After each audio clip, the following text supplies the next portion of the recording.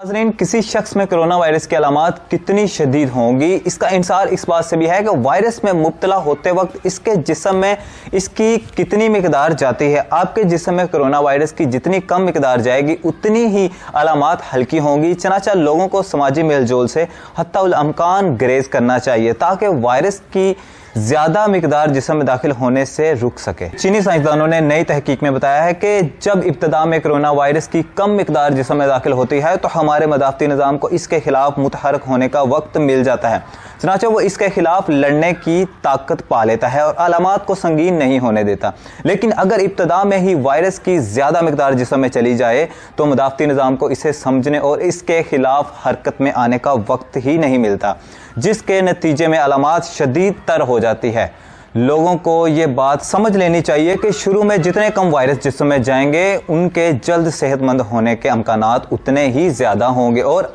اس مقصد کے لیے سماجی میل جول سے اجتناب واحد شرط ہے۔